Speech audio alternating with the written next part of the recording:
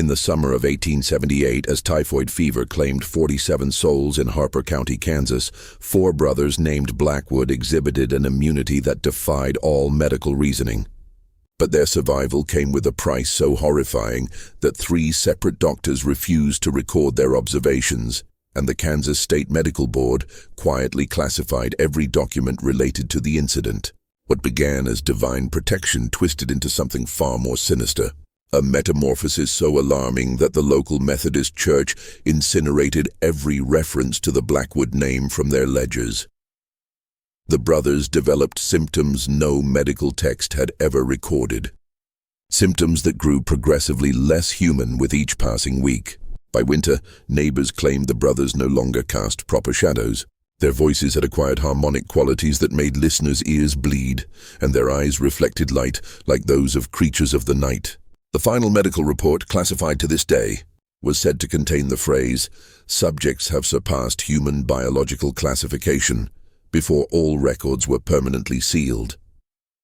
Tonight, after nearly 150 years of silence, we are about to uncover why modern science still refuses to acknowledge what transpired on that isolated farmstead, and why the truth about the Blackwood brothers might be more frightening than any supernatural tale. Before we continue with the story of Ezra, Caleb, Josiah, and Abel Blackwood, I must ask you something important. This channel, The Other Door, isn't for everyone. Only for the most courageous spirits who dare to uncover the mysteries others are too afraid to tell. If you are one of those genuine seekers of the unknown, hit that subscribe button and let me know in the comments what state or city you're listening from. Are you brave enough to learn what truly occurred when faith and science collided on the Kansas prairie? Now let us step back into 1878, where belief and terror walked hand in hand. The small farming settlement of Cedar Ridge, Kansas, was little more than a crossroads between wheat fields and cattle ranches in the late 1870s. With scarcely 300 souls spread across the wind-scoured plains, it was the kind of place where everyone knew their neighbor's business, where a man's word was his bond, and where Sunday worship at the Methodist Church served as both spiritual nourishment and social gathering. The brutal winters that brought blizzards capable of swallowing entire homesteads, and the searing summers that could wither crops in a matter of days, had forged a population of stoic, God-fearing people who saw hardship as divine trial and prosperity as heavenly reward. The landscape itself appeared to encourage such thinking. Miles of golden wheat stretched to every horizon, interrupted only by the occasional farmhouse, windmill, or cluster of cottonwood trees marking a creek bed. The sky dominated everything, immense, endless, and constantly shifting.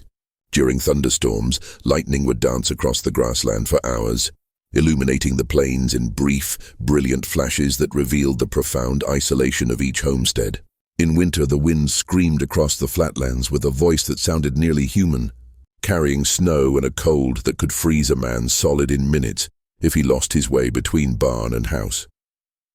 The Blackwood brothers had come to Cedar Ridge in the spring of 1872, buying 640 acres of prime prairie land with money inherited from their father's farm back in Clinton County, Ohio. The brothers had sold all their worldly possessions, loaded their belongings into 2 covered wagons, and made the journey west with the resolve of men following a celestial summons. Ezra Blackwood, the eldest at 36 upon their arrival, carried the natural command of a man used to leadership. Standing 6 feet tall with the broad shoulders built by a lifetime of farm labor, he carried himself with a quiet dignity that earned respect without demanding it. His weathered hands, marked by countless hours of work, could calm a spooked horse or guide a plow with equal skill. But it was his eyes that people remembered most, pale blue like winter ice. They seemed to look straight through a person to something deeper. Those who spoke with Ezra often came away feeling he had peered directly into their soul and found them lacking. Caleb, 2 years Ezra's junior, served as the family's pragmatic mind and business manager. Where Ezra led through moral authority, Caleb managed through meticulous planning and mathematical exactness. He could compute grain yields, livestock prices, and weather patterns with an accuracy that impressed even the most seasoned farmers in the county.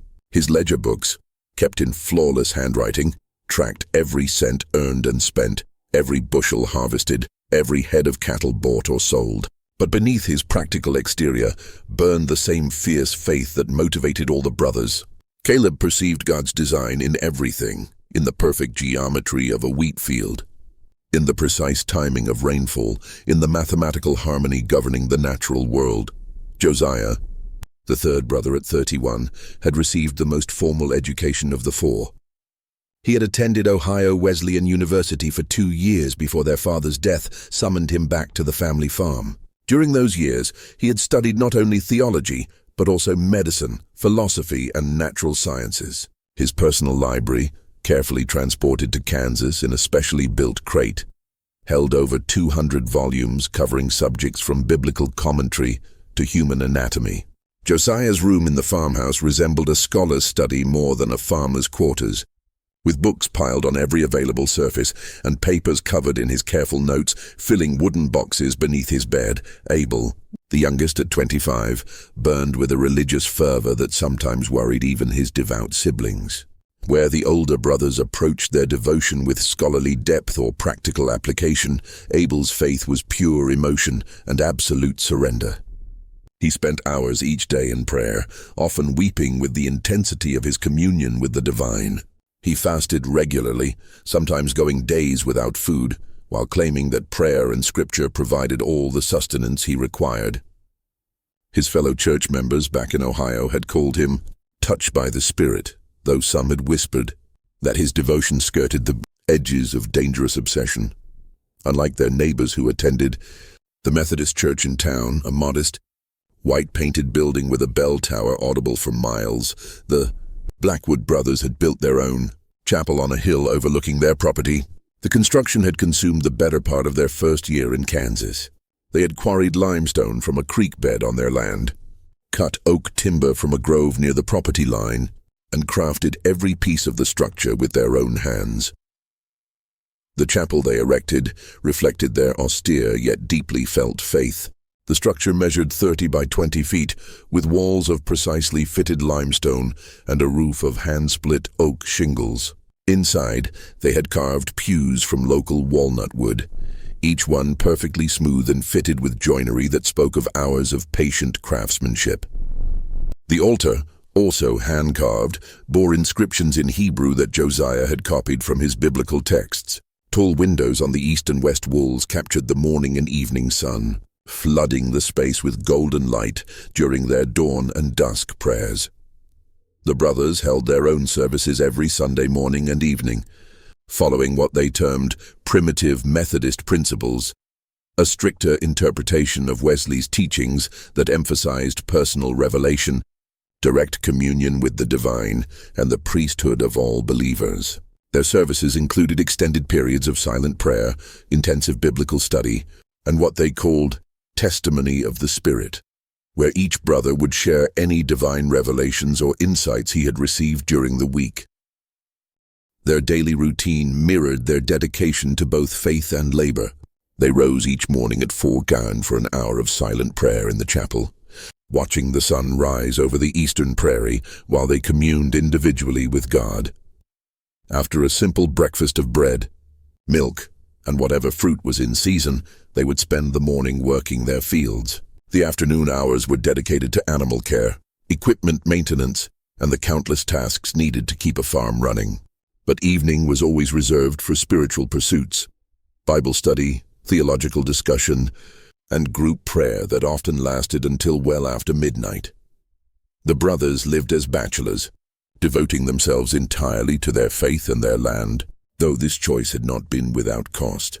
Their farmhouse, a sturdy 2-story structure they had built during their second year in Kansas, reflected their utilitarian approach to life and their profound religious commitment. The walls displayed biblical verses carved into wooden plaques, each one chosen for its relevance to daily farm life and spiritual growth.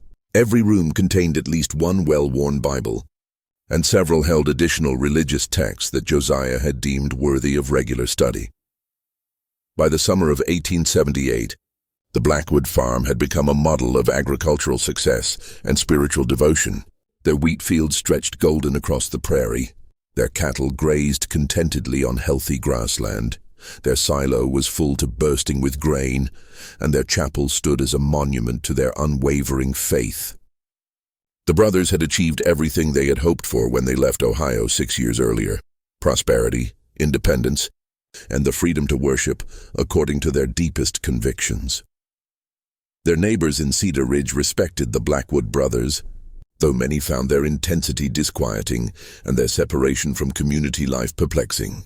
The brothers were known for their honesty in business dealings, their willingness to aid neighbors in times of crisis, and their reputation for hard work and fair treatment of the occasional hired hands they employed during harvest. But they were also known for their refusal to join social gatherings, their disinterest in casual conversation, and their habit of assessing everyone they met with those penetrating blue eyes that seemed to see straight through to a person's soul. When the brothers came to town for supplies, which they did every 2 weeks with military regularity, they moved with quiet purpose and spoke only when necessary. They would arrive at the general store with a carefully prepared list, conduct their business with polite efficiency, and depart without engaging in the social pleasantries other farmers enjoyed. Children often stared in fascination at the 4 identical beards, perfectly trimmed and coal-black, that gave the brothers an almost biblical appearance. The first case of typhoid fever appeared in Cedar Ridge on July 15, 1878, striking with the sudden violence that characterized the most virulent strains of the disease. Mrs. Sarah Hartman, who ran the general store with her husband Benjamin, had seemed perfectly healthy when she opened the store that morning, greeting customers with her usual cheerful demeanor and discussing the promising prospects for the wheat harvest. But by afternoon she was burning with fever, her skin covered with the characteristic rose-colored spots that experienced physicians recognized as the mark of typhoid. Dr. Samuel Morrison, the county's only physician, had been summoned from his rounds at the Henderson farm, where he had been delivering a breech birth that had taken most of the day. He arrived at the Hartman store to find Sarah delirious with fever, her temperature so high it barely registered on his clinical thermometer. Her husband Benjamin, a normally calm and practical man, was pacing the store like a caged animal, wringing his hands and begging Dr. Morrison to do something. Anything to save his wife of 23 years, but doctor, she was fine this morning. Benjamin kept repeating, his voice cracking with desperation. Fine as she's ever been. Served breakfast to the Henderson boys when they came for supplies. Laughed at something young Tommy said about his new foal. How does a person go from healthy to this in the space of a few hours? Dr. Morrison had seen typhoid before during his medical training in Philadelphia, but nothing like this. The disease typically developed over days or weeks, giving physicians time to attempt treatment and families time to prepare for the likely outcome. But Sarah Hartman's case appeared to have compressed the entire progression of the disease into a single devastating day. Her fever was higher than he had ever recorded in a living patient.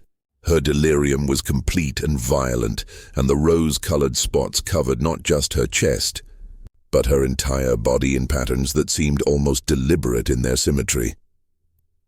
Despite Dr. Morrison's best efforts, cold compresses, laudanum for the pain, and careful monitoring of her vital signs, Sarah Hartman died just after midnight on July 16th. But even in death, her case remained deeply troubling. The rigidity of her body set in far too quickly. Her skin took on a waxy pallor that suggested preservation rather than normal decomposition, and her eyes, which Dr. Morrison had closed according to proper procedure, kept opening again no matter how many times he pressed the lids shut. Within 24 hours of Sarah's death, 3 more cases appeared in Cedar Ridge.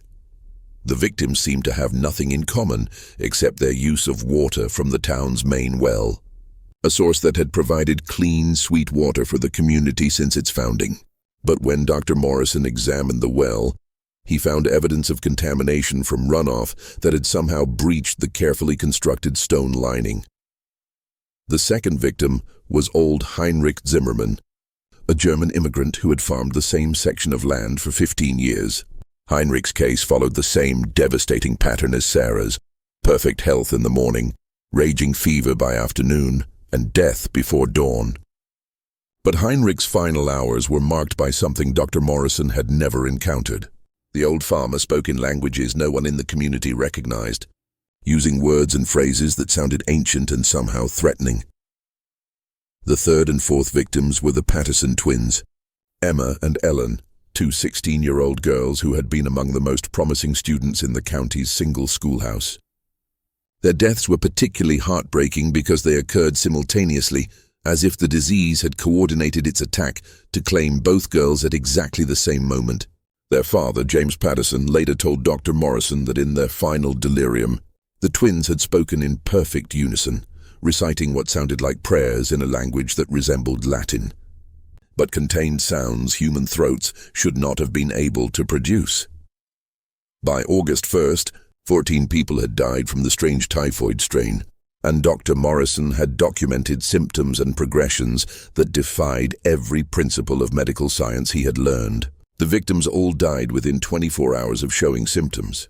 Their fevers reached temperatures that should have killed them within minutes, and their final hours were marked by delirium that seemed more like possession than medical crisis. The fear that gripped Cedar Ridge during those terrible weeks in late July and early August was unlike anything the community had ever experienced.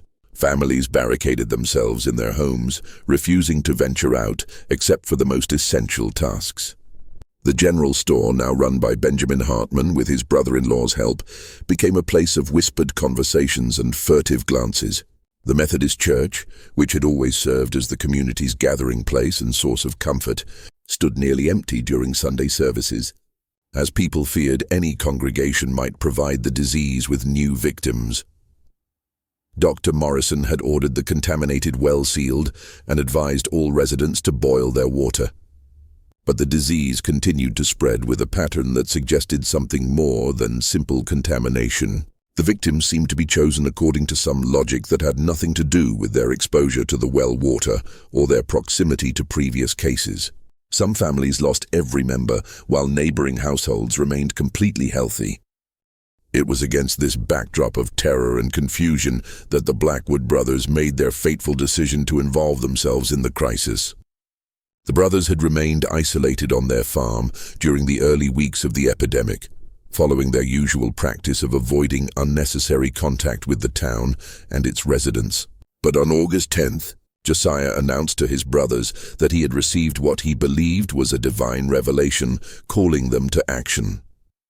"I have prayed for guidance," Josiah told his brothers as they gathered for their evening meal, "and the Lord has shown me that this pestilence is a test not just of the community's faith, but of our own worthiness to serve as his instruments. We have been preserved from the disease not for our own safety, but so that we might demonstrate the power of true faith in the face of ultimate trial." The decision, once made, was implemented with the same methodical precision that characterized everything the brothers did. On August 11th, Josiah traveled to town to offer their assistance to Dr. Morrison and to volunteer their services in caring for the sick. But his real purpose, which he revealed only to his brothers, was to place himself in direct contact with the disease, to invite it to test his faith and prove his worthiness as an instrument of divine will. Josiah's first stop was the home of Thomas Fletcher, the local blacksmith whose 8-year-old son, Timothy, had fallen ill the previous night. The boy was burning with fever, his small body racked with convulsions that his parents were powerless to stop. When Josiah arrived, he found the Fletcher family gathered around Timothy's bed, praying desperately for divine intervention. What happened next would be remembered differently by everyone who witnessed it, but all agreed that Josiah's actions were both deeply moving and somehow disturbing. The youngest Blackwood brother knelt beside Timothy's bed and placed his hands on the boy's fever-hot forehead. But instead of offering a conventional prayer for the child's recovery, Josiah spoke words that would haunt everyone present. "Lord God," Josiah prayed, his voice carrying across the small bedroom with unusual resonance, "if this child must suffer for reasons known only to your divine wisdom, then let that suffering pass through me and my brothers. Let us bear what he cannot bear, experience what he should not experience, and become whatever we must become to serve your mysterious purposes." Take this innocent life and spare it through our willing sacrifice." As Josiah spoke, his hands seemed to grow warm against Timothy's forehead, and the boy's convulsions gradually subsided. The fever that had been consuming the child's small body began to break, and for the first time in hours, Timothy Fletcher opened his eyes and spoke in his normal voice, asking for water and complaining of hunger. The transformation was so dramatic and sudden that Thomas Fletcher fell to his knees, praising God for the miracle that had saved his son. But those who watched Josiah during those crucial minutes noticed changes far more subtle, yet somehow more alarming than Timothy's recovery. As the boy's fever broke, Josiah's own skin had taken on a flush that suggested his body temperature was rising. His eyes, normally the same pale blue that characterized all the Blackwood brothers, began to show flecks of gold that seemed to move and shift like liquid metal. When Josiah finally stood up from Timothy's bedside, he moved with the careful precision of a man fighting to maintain control over his own body. Dr. Morrison, who had been summoned to witness what the Fletchers were calling a miracle, examined both Timothy and Josiah with growing confusion and concern. The boy showed no trace of typhoid fever, but Josiah displayed early symptoms that were already progressing far more rapidly than should have been medically possible. Over the following 2 days, Josiah visited every household that had been touched by the epidemic, offering prayers and spiritual comfort to the bereaved families. At each stop, he repeated the same ritual, placing his hands on the heads of the sick and praying for their suffering to be transferred to himself and his brothers. The results were remarkable and terrifying in equal measure. In household after household, fever-stricken victims experienced sudden and complete recoveries. But with each healing, Josiah's own condition deteriorated more rapidly. By August 13th, when he finally returned to the Blackwood farm, Josiah was burning with fever and displaying symptoms that no medical textbook had ever described. But the most disturbing aspect was his continued insistence that everything was proceeding according to divine plan, even as his fever climbed to temperatures that should have killed him. He spoke with perfect clarity about the sacred nature of his transformation. "This is not sickness," he told his increasingly concerned brothers. "This is purification. The Lord is burning away everything in me that is merely human, so that what remains will be worthy of the eternal work He has planned for us." Within hours, all 4 Blackwood brothers had begun displaying the same symptoms that had transformed Josiah, but their collective metamorphosis would prove to be even more disturbing than anyone could have imagined. Dr. Morrison's first examination of the Blackwood brothers on August 18, 1878, would become the most significant and troubling case of his medical career. The August heat was oppressive as Dr. Morrison guided his horse cart up the winding dirt road leading to the Blackwood farm. The prairie grass on either side of the path had turned brown from weeks without rain, and the air shimmered with heat waves that made the distant farmhouse seem to float like a mirage. But as he approached the property, Morrison noticed details that struck him as oddly out of place. The brothers' wheat fields, which should have been suffering from the drought like every other farm in the county, stood tall and green as if they had been receiving regular rainfall. The cattle in the pastures appeared healthy and well-fed, despite the fact that grazing had become difficult throughout the region. When Morrison knocked on the farmhouse door, it was opened by Ezra. But the eldest brother's appearance immediately struck the doctor as profoundly wrong. Ezra's skin had taken on a translucent quality that revealed the network of blood vessels beneath. But the blood that flowed through those vessels was not the normal red of human circulation. Instead, it possessed a golden luminescence that seemed to pulse with its own internal rhythm. "Dr. Morrison," Ezra said, and his voice carried the authority Morrison remembered. But it was amplified and enriched with harmonic overtones that made every word seem to resonate directly in the listener's chest cavity. "We have been expecting you. Our transformation is nearly complete, and we require your witness to ensure that others will understand what has occurred here." Morrison found the 4 brothers arranged in the main room of the farmhouse, their bodies positioned with mathematical precision that suggested careful planning rather than random placement.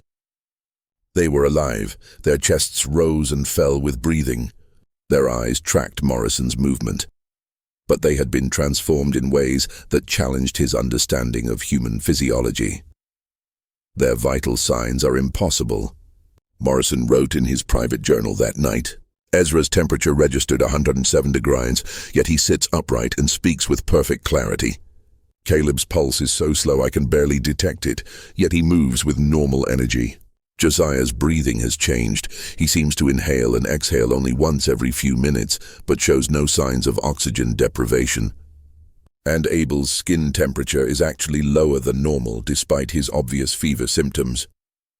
Caleb, positioned to Ezra's right, had undergone changes that were equally dramatic but different in their specific manifestation. The characteristic rose-colored spots of typhoid fever covered his entire body, but instead of the random pattern typical of the disease, they had arranged themselves into complex geometric designs that resembled mathematical equations written in flesh and blood. As Morrison watched in fascination and horror, the pattern slowly shifted and changed as if Caleb's skin had become a living blackboard. "The calculations are becoming clear," Caleb said, his voice joining Ezra's in perfect harmony, despite the fact they were speaking simultaneously.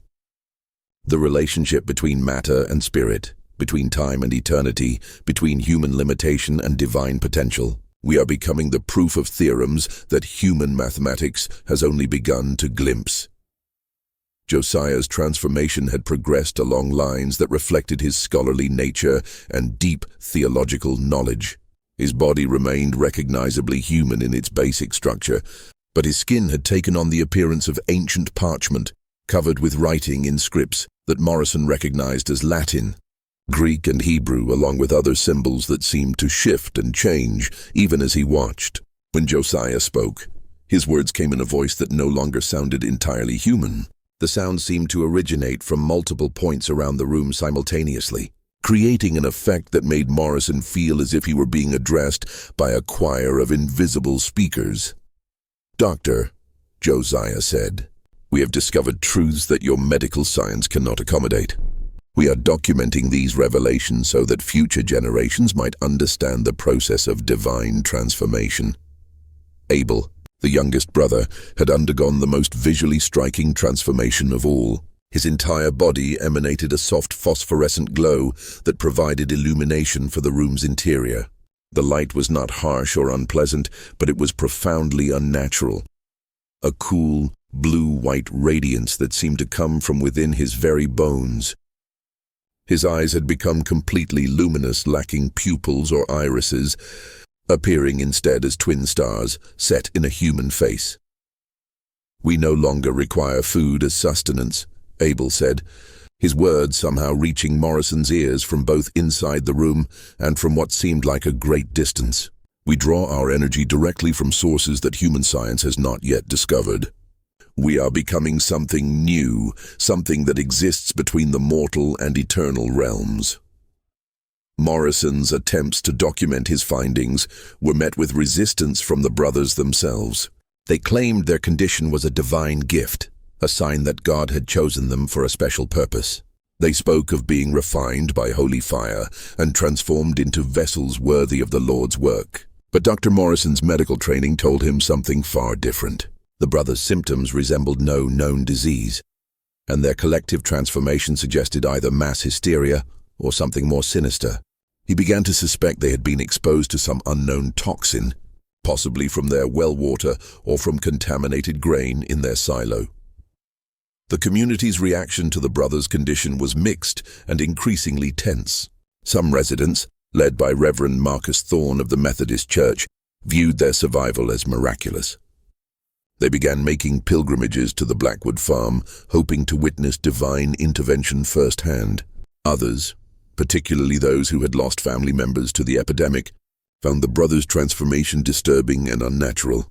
"It ain't right," muttered Jacob Steinberg, who had buried his wife and 2 children in the space of a week. "Why should they be spared when good Christian folk are dying?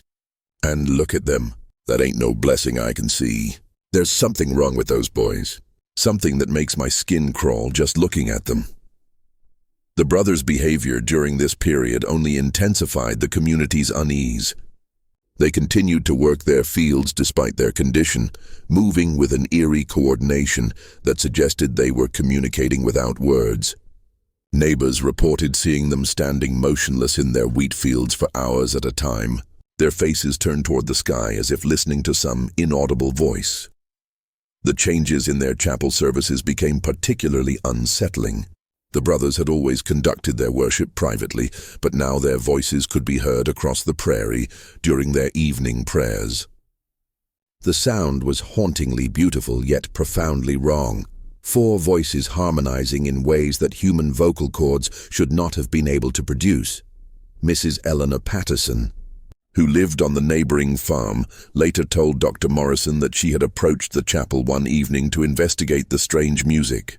"I got within 50 yards of that building," she said, "and I swear on my mother's grave that I could feel something pushing me back. Not physically, you understand, but something inside my head telling me to turn around and leave. Those boys are changed, Doctor. Changed in ways that ain't natural." As August turned to September, the typhoid epidemic began to wane in Cedar Ridge. The contaminated well had been sealed, new water sources established, and the surviving residents slowly returned to their normal routines. But the mystery of the Blackwood brothers deepened with each passing day.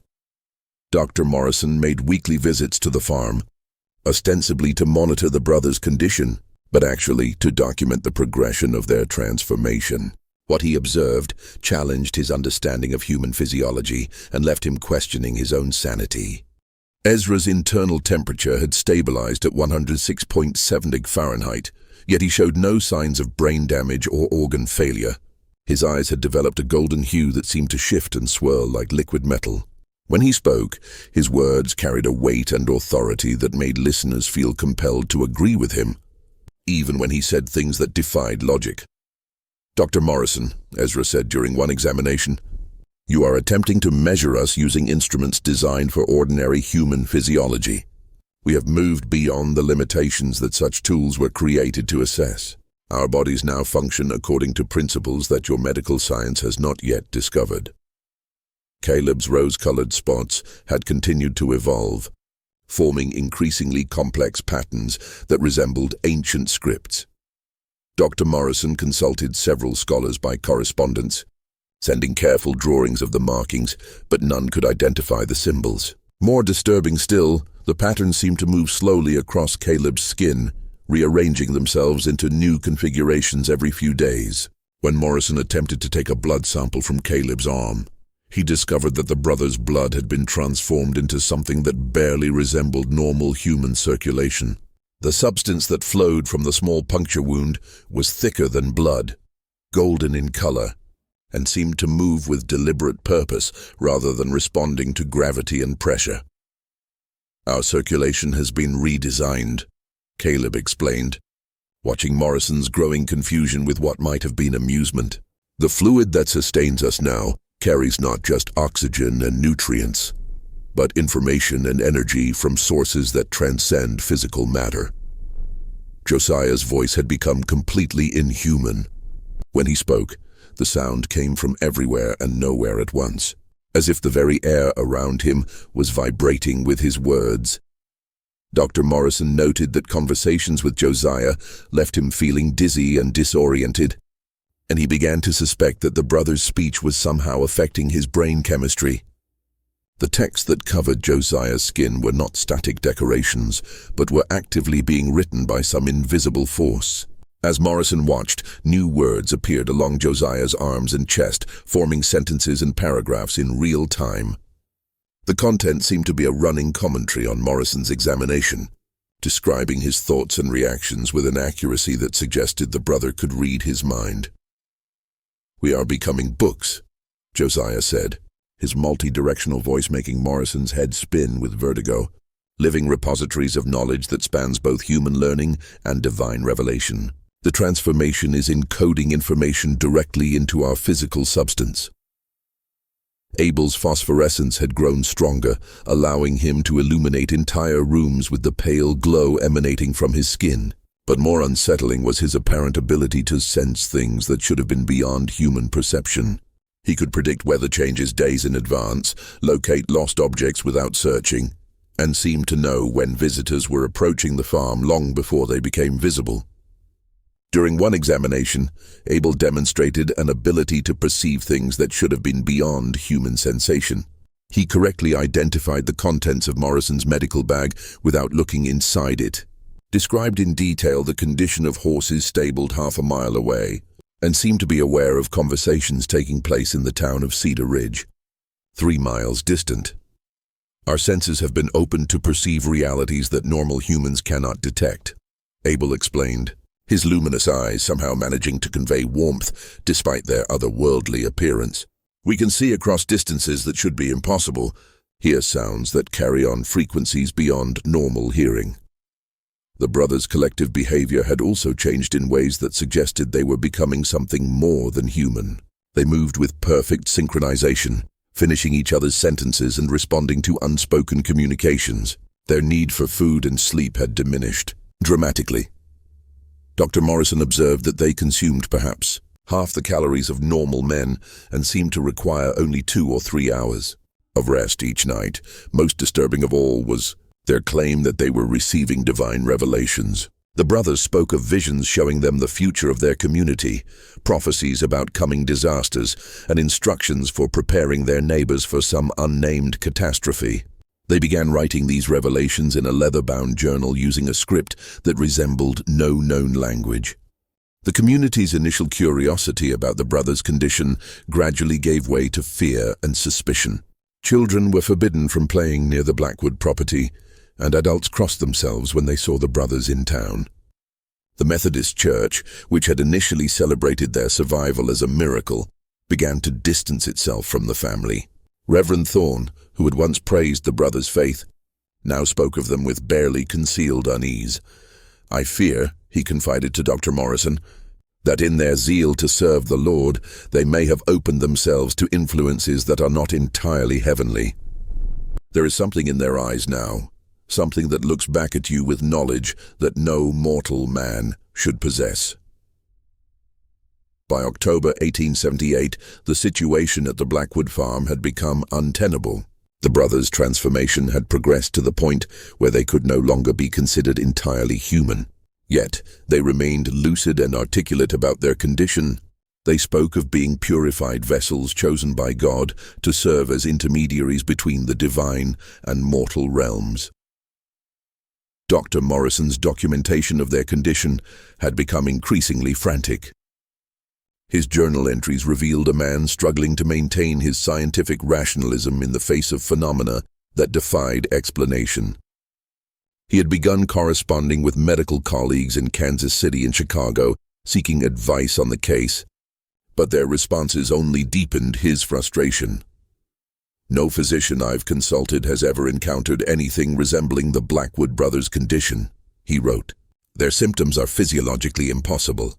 Yet I observe them with my own eyes. I begin to wonder if I am losing my mind, or if there are aspects of human biology that our medical science has yet to discover." The breaking point came on October 15th, when young Sarah Preston, the daughter of a local farmer, disappeared while playing near the Blackwood property. Her parents found her 3 hours later sitting in the brothers' chapel with a serene expression on her face. She claimed that the brothers had told her wonderful secrets about heaven and had shown her visions of angels.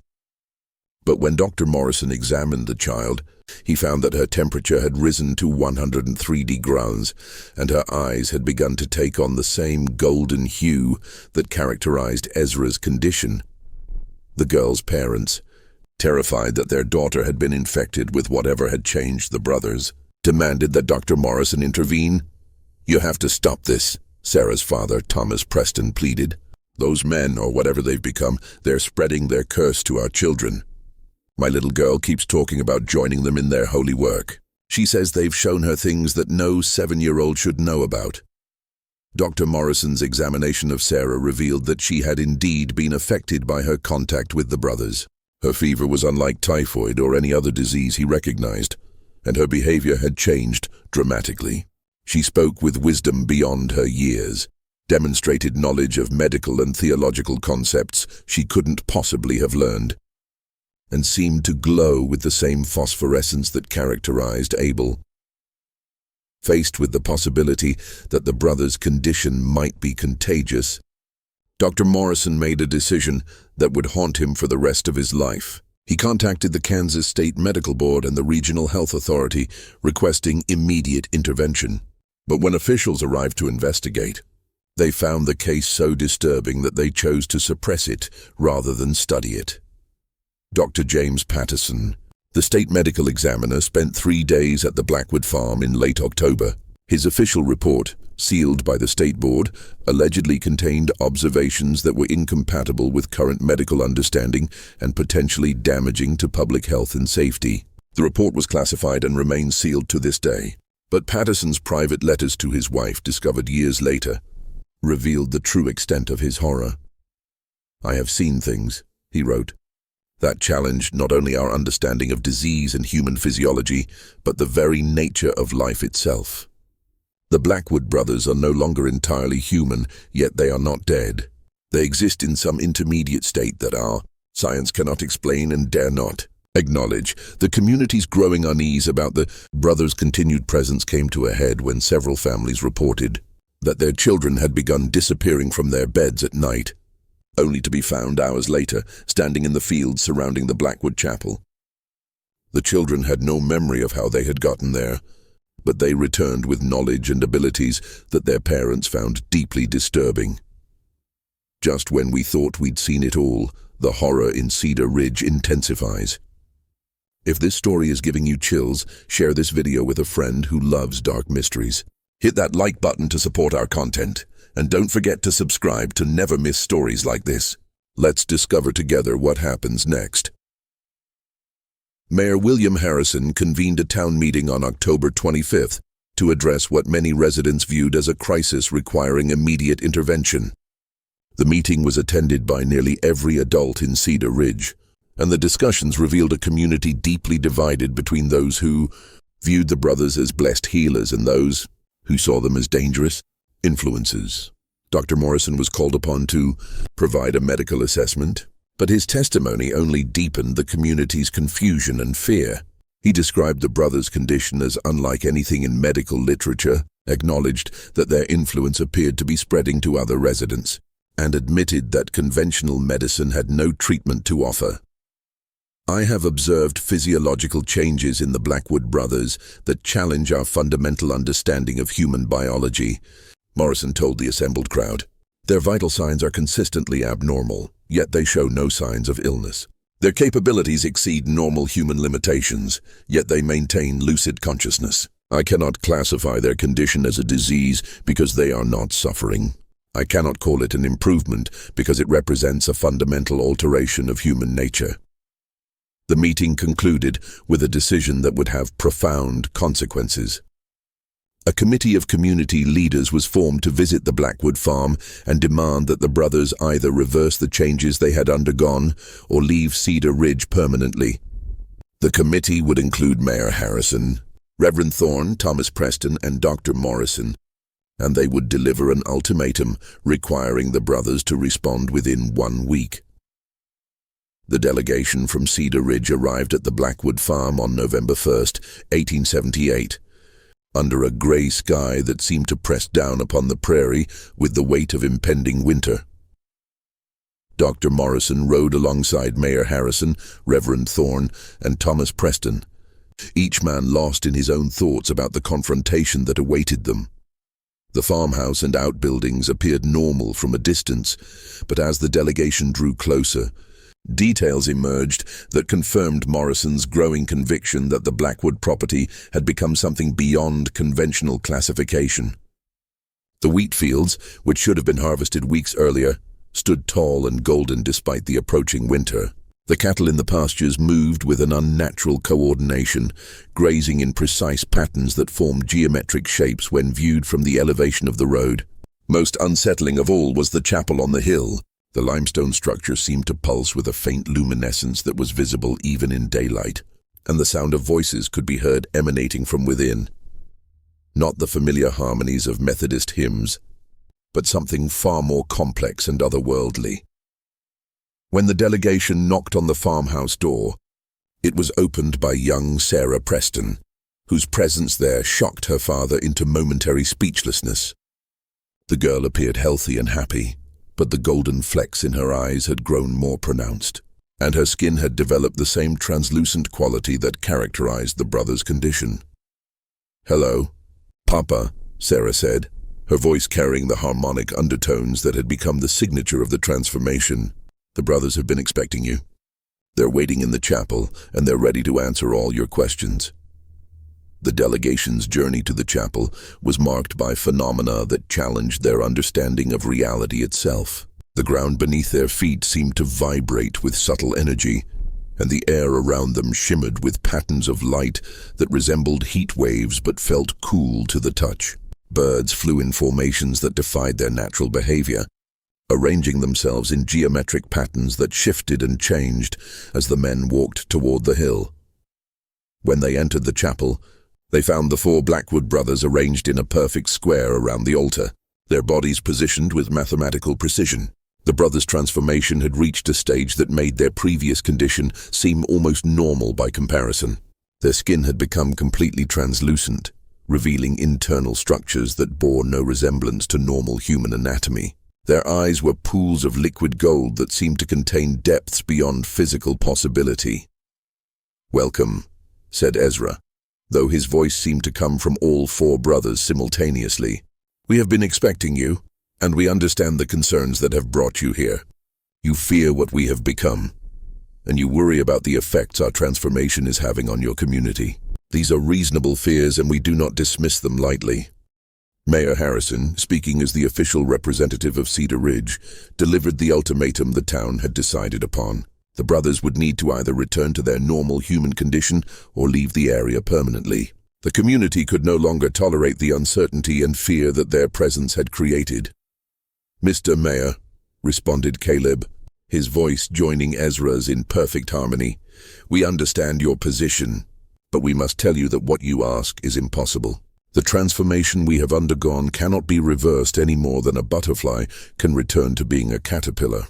We have moved beyond the boundaries of human existence, and there is no path that leads backward from where we now stand."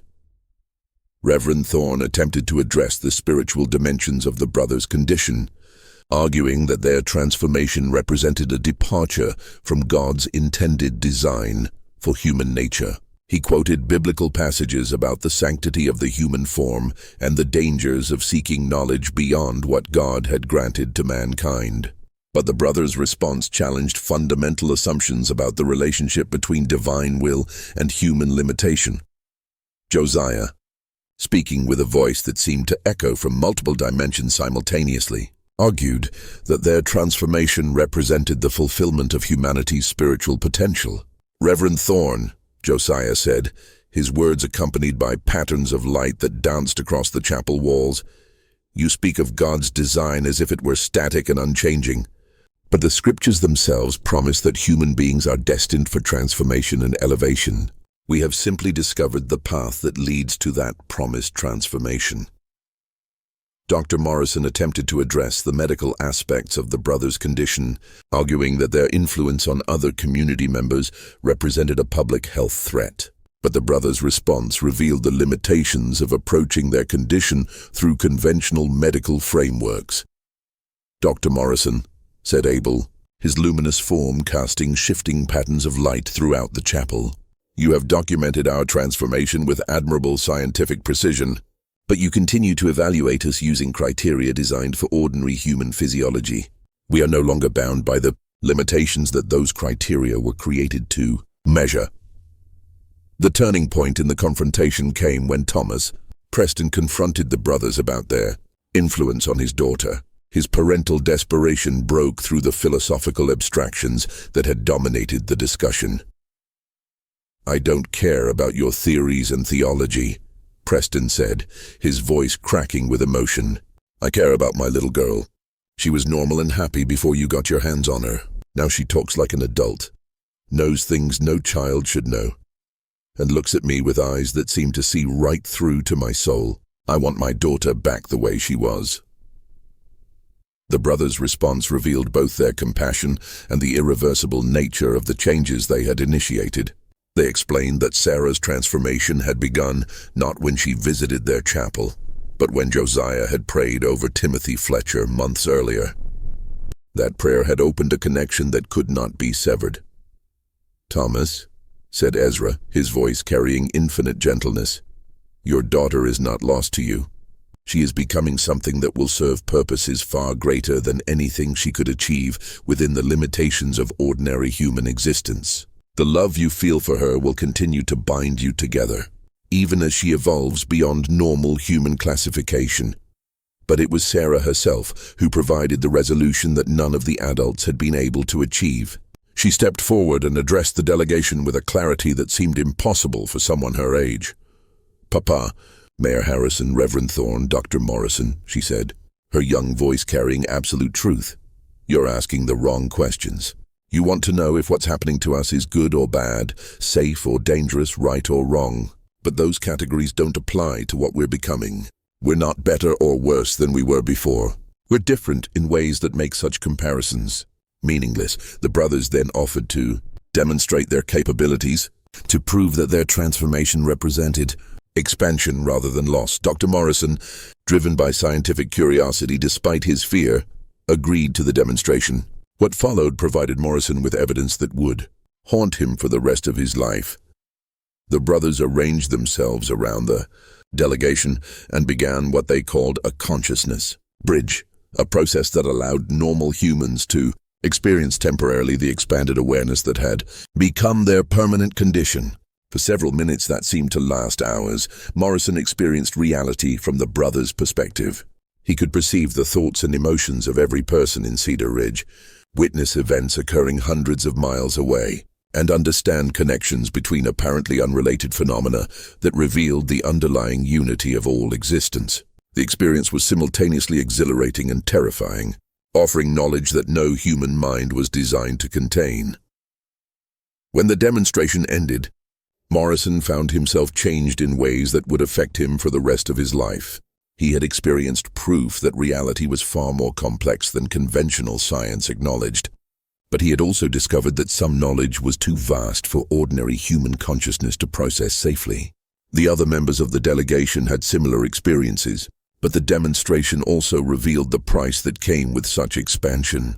Each member experienced moments of disorientation, as their normal consciousness struggled to process information that exceeded its capacity. The truth about the Blackwood brothers was finally revealed through Dr. Morrison's secret analysis of their blood samples. Under his microscope, instead of normal cells, he found structures that defied classification, larger than normal, possessing multiple nuclei, and moving with deliberate purpose. "The blood is alive," Morrison wrote, his handwriting betraying agitation, "not merely containing life, but possessing consciousness that coordinates cellular activities. It's as if their entire circulatory system has become a single thinking organism." Morrison discovered the brothers hadn't survived typhoid fever. They had been transformed by it. The disease had triggered some form of evolutionary adaptation, changing their fundamental biology. Their bodies had become something new, existing between life and death. The brothers revealed that their transformation had been intentional from the beginning. Josiah's prayer over Timothy Fletcher had been a calculated ritual based on knowledge discovered in theological studies. They had found references to divine communion requiring complete surrender of human flesh to achieve union with the eternal. "We are not dying," Caleb said. "We are becoming. This flesh is merely a cocoon, and we are emerging as something far greater." The brothers revealed contact with others like themselves throughout history, individuals who had undergone similar transformations. They spoke of a network of purified vessels working to prepare humanity for some great change. Morrison realized the brothers had become something beyond human classification, not alive in the traditional sense, but not dead either. They existed in a state medical science could not acknowledge because it challenged fundamental assumptions about life and death. "You can join us," Abel said, his phosphorescent skin pulsing with invitation. "Your scientific mind would be preserved and enhanced." But Morrison, faced with the choice between humanity and transcendence, chose to remain human. He fled the chapel, driving through darkness with a desperation born of absolute terror. Dr. Morrison's flight from Cedar Ridge marked the beginning of the end for the Blackwood brothers' story. Unable to cope with what he had witnessed, Morrison destroyed all his research, burned his journals, and left Kansas forever. He settled in Oregon, where he practiced medicine for another 30 years, but he never spoke of the Blackwood case to anyone. The brothers themselves seemed to understand that their presence had become incompatible with the human community they had once served. In the weeks following Morrison's departure, they began to withdraw from all contact with their neighbors. The lights in their chapel, which had been visible across the prairie for months, went dark. The strange harmonies that had echoed from their evening prayers fell silent. On December 15, 1878, Thomas Preston found the first body. Ezra lay in the chapel, his transformed flesh already beginning to decompose in ways that followed no known biological process. His golden eyes had turned to glass, and his skin had taken on the appearance of ancient parchment. There was no obvious cause of death. He had simply ceased to exist. The other brothers were found over the following days, each in a different location on the farm. Caleb was discovered in the wheat fields, his body surrounded by a circle of grain that had grown to impossible heights overnight. Josiah was found in the farmhouse library, seated at his desk with a pen in his hand and a blank page before him. Abel was discovered in the barn, his phosphorescent skin still glowing faintly in the darkness. The Methodist Church, eager to distance itself from the case, arranged for the brothers to be buried quickly and quietly in the chapel's small cemetery. No autopsy was performed. No official cause of death was recorded, and the graves were marked with simple stones bearing only names and dates. But the mystery of the Blackwood brothers did not end with their deaths. In the years that followed, the farm was abandoned and the chapel fell into ruin. Yet travelers passing through the area reported strange lights emanating from the hilltop and the sound of harmonious voices carrying across the prairie on still nights. The Kansas State Medical Board's sealed report on the case remains classified to this day. Dr. Patterson's recommendation that the matter be permanently suppressed in the interests of public health and scientific integrity was accepted without question. The official position is that the Blackwood brothers died of typhoid fever complications, and that any reports of unusual symptoms were the result of mass hysteria brought on by the epidemic. In 1923, the abandoned Blackwood farm was purchased by a development company that intended to build a new town on the site. But construction workers refused to work near the chapel ruins, reporting feelings of overwhelming dread and strange visions. The project was abandoned, and the land was eventually donated to the state as a wildlife preserve. The preserve remains closed to the public, officially due to environmental concerns, but local residents know the real reason. The Blackwood brothers' transformation may have ended with their deaths, but the questions they raised about the nature of human existence, the boundaries between life and death, and the possibility of transcendence through surrender of self continue to haunt those who know the full story. Modern science still refuses to acknowledge the Blackwood case, not because the evidence is lacking, but because the implications are too disturbing to contemplate. If the brothers' transformation was real, if they truly became something beyond human classification, then our understanding of biology, consciousness, and the nature of existence itself must be fundamentally reconsidered. The truth is that some mysteries are too dangerous to solve, some knowledge too terrible to possess. The Blackwood brothers discovered a path to transcendence that required the complete surrender of their humanity, and in doing so, they became something that human society could neither understand nor accept. Their story serves as a warning about the dangers of seeking knowledge that humanity is not prepared to handle. In their desire to commune directly with the divine, to bypass the limitations of human existence, they opened themselves to forces that transformed them into something that was neither fully alive nor completely dead. The chapel on the hilltop stands empty now, its windows dark and its doors sealed. But on certain nights, when the wind is still and the moon is dark. Travelers report seeing 4 figures standing in the wheat fields, their faces turned toward the sky as if listening to some distant voice. What we do know is that the Blackwood brothers' quest for divine communion led them to a destination that science cannot map and religion cannot explain. They became living proof that there are some thresholds that, once crossed, cannot be uncrossed, and some transformations that are irreversible. This mystery shows us that the boundaries between life and death, between human and divine, may be far more permeable than we imagine. The Blackwood brothers found a way to transcend those boundaries, but the price they paid was their humanity itself. What do you think of this story? Do you believe everything was revealed? Leave your comment below and share your theories about what really happened to the 4 brothers. If you enjoyed this tale and want more horror stories like this, subscribe to my channel, The Other Door, hit the notification bell, and share with someone who loves mysteries. The truth is out there, waiting for those brave enough to seek it.